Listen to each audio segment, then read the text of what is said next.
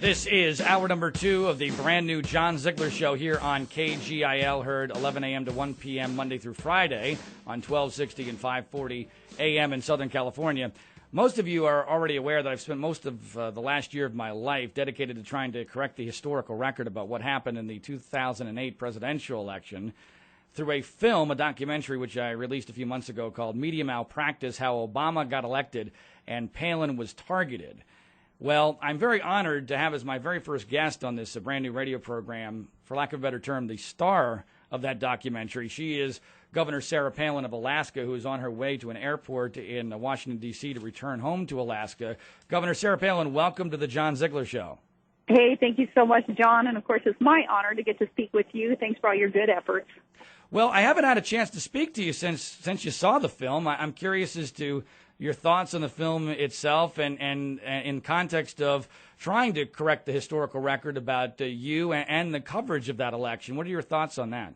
It was an amazing documentary. You put so much information in there. Of course, having lived it, even one or two of the topics that you covered, I thought, that's just the tip of the iceberg. And yet you were able to encapsulate so much of what happened with the media in that campaign. I thought it was very brilliant. And I want to tell you, too, John, I'm very happy for you having this show and wanting to make sure that people are going to tune into you and you being able to inform Americans, as you did through that documentary. It's greatly appreciated by those of us who have great respect for what the media could do in terms of contributing to our country and to our democratic process. Well, thank you very much for that, Governor. I appreciate it. And I have to tell you, it's been an honor going around the country screening this film in now 15 or 16 different cities. And I know you know this, but it's always important to hear it, I think, that there are an awful lot of Americans who do really get it about what happened in that election in general, and specifically the targeting of you. So I know that your family was able to see the film in Anchorage, and I know that your brother came up to me and said that it was important for your family to know that someone was out there trying to spread the truth. And so I really appreciate that you and your family get that and have been supportive of that cause. But there are a lot of people out there, Governor, who do get it, and they also understand that it's still continuing today. And I got to ask you about a couple of things that have just happened in the last day or so. The first is this beyond bogus claim that you somehow plagiarized a speech last week in Anchorage while introducing Michael Reagan, that you plagiarized a speech for actually an article co-written by Newt Gingrich in a speech that you gave introducing Michael Reagan. It is a complete and total fabrication. You cited Newt Gingrich at least twice. Newt Gingrich has said this is silly. You guys got along great last night at the Republican fundraising dinner, and yet people like Keith Olbermann are still on television lying about it today, when they never once mentioned, when it mattered, that your counterpart in the vice presidential sweepstakes, Joe Biden, actually had to leave a presidential campaign because of actual real charges of plagiarism. This stuff, how does it not drive you crazy, Governor Palin? Well, that latest incident that you're talking about is absolute nonsense, and it certainly does not reflect well at all on any in the media who would claim plagiarism. When, of course, I cited the source. I said, hey, Newt Gingrich wrote this really cool article about your dad, Michael Reagan, as I was introducing Michael, and then I said what he said, and then I went on a little bit later and said, and then Newt said, and I went on. So, yeah, those quote-unquote journalists, I kind of call them buffoons, who would claim plagiarism with such an incident. I think they've absolutely forgotten what a journalist is to do. If you fact check before and post a story like that and repeat a story, it is kind of ridiculous. But doesn't it highlight the astonishing double standard in the way that you were still being treated today with, for instance, Joe Biden? Well, let's keep in mind, it's not about me. It's not about me personally. What's happening, though, is this reflection of the sad state of affairs that many are seeing in the media, where everything is becoming commentary and facts don't matter anymore. Truth doesn't matter anymore to too many in that world of journalism. And it scares us, those who seek to protect the freedom of the press, and seeing that there is an abuse of that.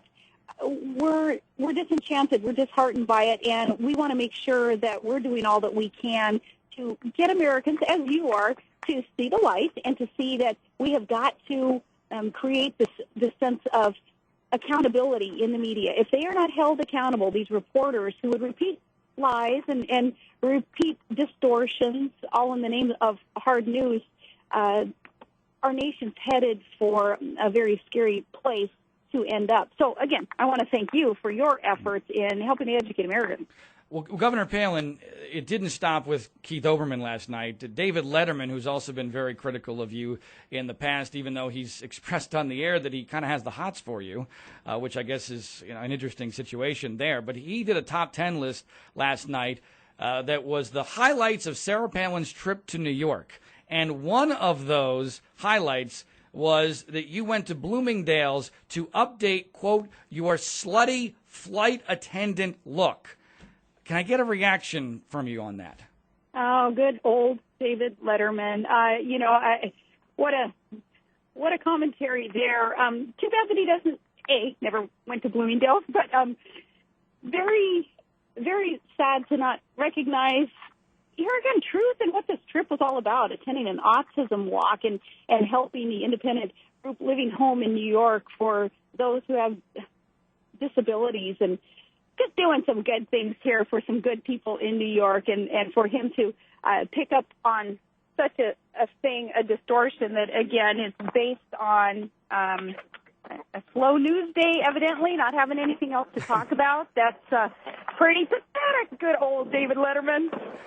Well, it's not just people from the left, though. There are also now unnamed Republican senatorial sources. And I got to tell you, Governor Palin, I've never heard of anybody being criticized more by people who don't have the guts to have their names out there than you, who are sources allegedly in the Republican senatorial offices who are essentially afraid that you may become the face of the Republican Party. One of the people don't understand about your narrative is that you have kicked as much sand in the face of the Republican establishment in Alaska, maybe more so than you did the Democratic establishment in Alaska. And clearly there are people, even in the Republican establishment nationwide, that have an agenda and seemingly have an incentive for you to be criticized. Could you explain or give us some insight on that? Well, I'll tell you, I'm just trying to encourage the GOP to walk the walk, not just be talking the talk about this inclusion that they recognize is necessary in order to progress the good agenda of the Republican Party based on free enterprise and strong national security and independence for individuals, our families, our businesses. So I'm just encouraging the leaders of the machine in the party, if you will, to make sure that they are including people who I guess are perceived more as mavericks, not being a part of the inner workings of the machine, like me, like McCain, like others. Just wanting to make sure that they know that we believe that there are some things that we can do to help the cause, not hurt, and not to try to take over anything, not to challenge anybody in their titles and positions, but just here to help our country. Now, Governor